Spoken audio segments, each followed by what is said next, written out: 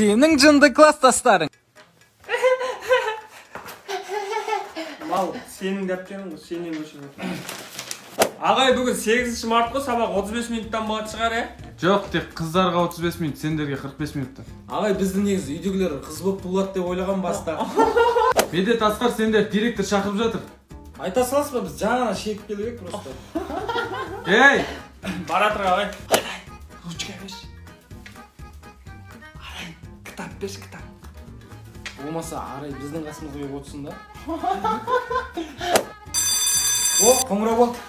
Ей! Қоңырау сендер үшін емес, біз үшін. Ағай, бізге де просто туалетке бару керек та. Сіз үшін емес, өзіміз үшін. Медет тұр, жет атаңды айт.